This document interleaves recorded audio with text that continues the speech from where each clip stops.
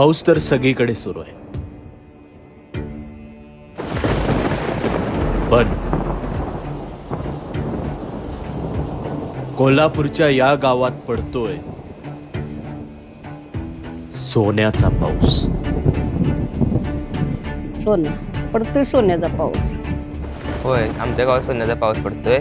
काय खरं काय खोटं, चला बघूया.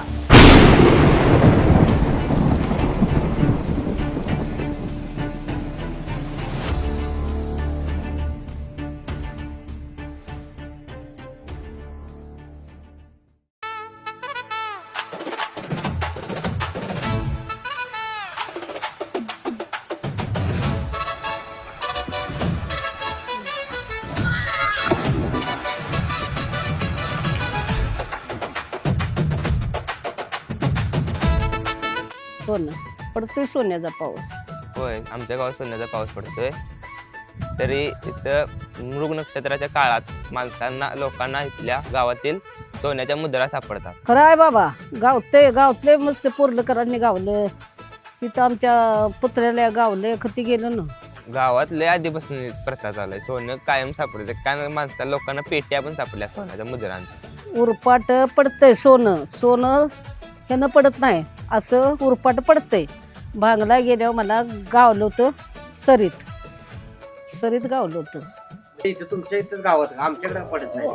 आता देवाला माहिती बाबा, आता कसं पडतंय काय करतंय, तर आम्हाला तर ठाव आहे. वरनं पानावर सुद्धा गावतंय, त्यांच्या उसाच्या पानात सुद्धा गावतंय. या गावातलं वातावरण आणि इथले लोक खूप प्रेमळ आहेत.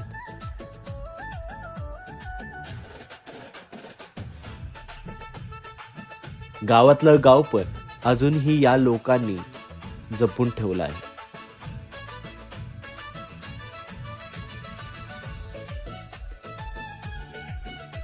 त्यांनी काय केलं नाग, त्याला फडी जिगुळी सुद्धा गावतंय.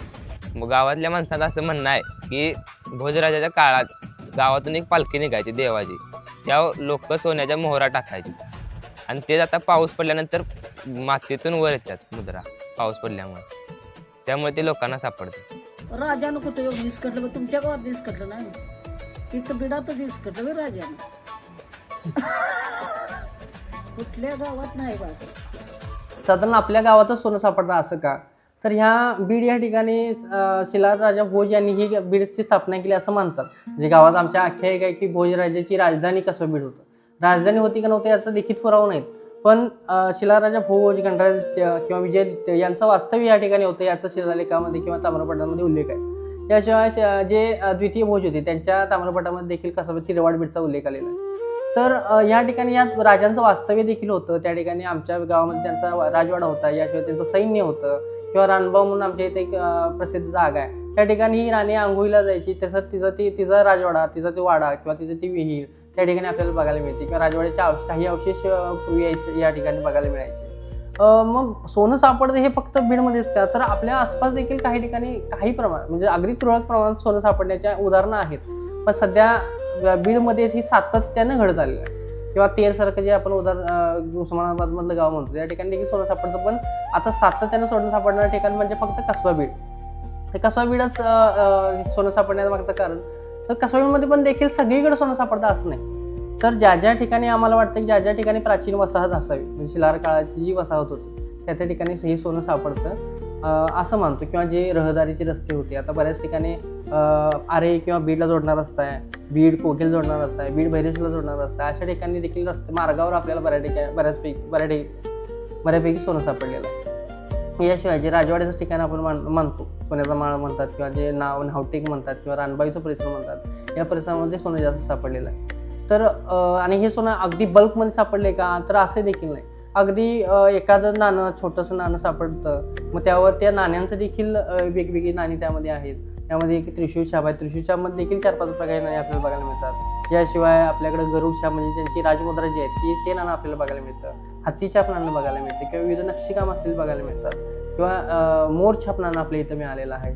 किंवा कानडी अक्षर नाणं आपल्या इथं मिळालेलं आहे. अशा वेगवेगळ्या प्रकारची नाणी आपल्याला या परिसरातून मिळतात.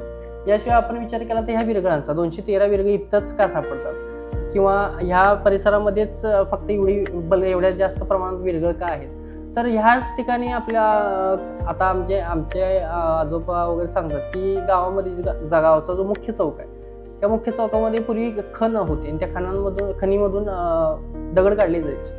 त्या दगडांपासूनच ह्या मूर्ती घडवल्या आहेत किंवा काही मूर्ती आम्हाला नदीमध्ये मिळाल्या ज्या अर्धा अवस्थेत म्हणजे कोरता काय निम्म्या राहिलेल्या आहेत, थोडंसं कोरलेल्या थोडंसं राहिलेल्या अशा मूर्ती देखील नदीमध्ये मिळतात. कदाचित ह्याच ठिकाणी त्या मूर्ती घडवल्या जात असाव्यात आणि त्या मूर्ती इथून दुसरीकडे पाठवल्या जात असाव्यात किंवा इथंच ते आता लष्करी ठाणा म्हणजे सैनिकांच्या स्मरणातच विरगळी तयार केल्या जातात. मग ह्या लष्करी ठाण्याच्या निमित्तानंच इथं ह्या विरगळी तयार केलीत का काय, म्हणून याला विरगळीचा कारखाना देखील असं इथं समजलं जातं आणि ह्या मोठ्या प्रमाणात विरगळ इथं सापडतात. याशिवाय काही सतीगळ आहेत, काही इतर मूर्ती आहेत किंवा मंदिरांचे भग्नावशेष आपल्या इथं बघायला मिळतात. तर इतकं सगळं या कसबा बीडमध्ये समृद्ध या गावामध्ये समृद्ध वारसा आपल्याला या गावामध्ये लाभले. बीड गावात आहे आमच्या 2 नद्या आहेत. ती तुळशी नदी आहे आणि ती तिकडून आली आहे ती भोगावती आहे. त्यांचा गावात संगम झाला, पूल लागले तिथे संगमच आहे दोन्ही नद्यांचा.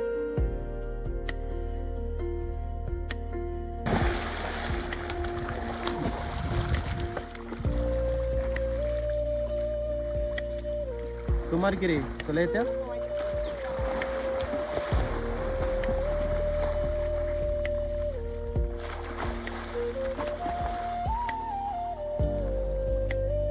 या गावचं दुसरं वैशिष्ट्य म्हणजे या गावचं मंदिर. हे मंदिर सुंदर तर आहेच, पण त्याचसोबत प्राचीन पण आहे.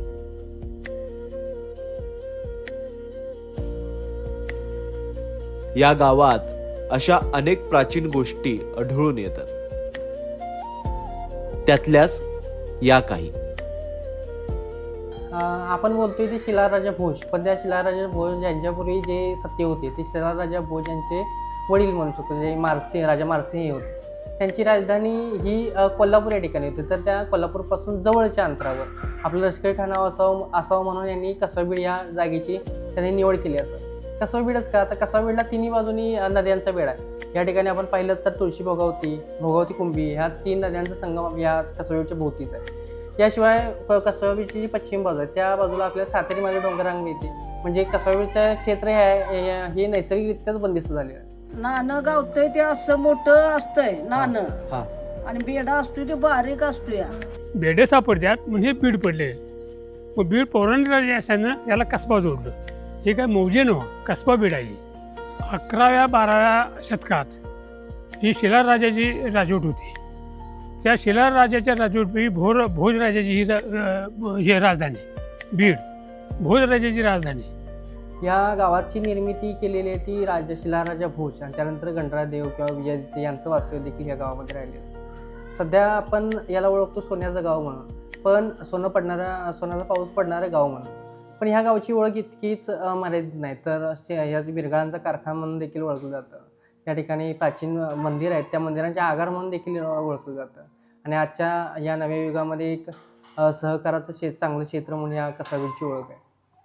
तर या कसबा बीडमध्ये सोन्याचा पाऊस पडतो ही आख्यायिका पूर्वापार प्रसिद्ध आहे. सोन्याचा पाऊस पडतो म्हणजे इथं सोन्याचे नाणी प्रत्येक वर्षी सापडत असतात. साधारण वर्षाला 7 ते 8 नाणी आपल्याला ह्या बीडमधील क्षेत्रामध्ये मिळतात. याशिवाय कसबा बीडमध्ये साधारण 213च्या आसपास आपल्याला विरगळ सापडतात. महाराष्ट्रामध्ये किंवा इतर ठिकाणी कोणत्याही ठिकाणी 213 इतका संख्या असणारं एकमेव गाव हे कसबा बीडच असावं. याशिवाय या गावामध्ये 30 ते 32 प्राचीन मंदिर आहेत, जे आता काही भग्नावशेष त्या ठिकाणी पाहायला मिळतात. हे देवस्थान सगळी झालेली आहे वसाहत त्यावेळेचं आहे ते. म्हणजे ह्या गावाला महत्त्व आहे भोजराजाच्या राजधानीचं.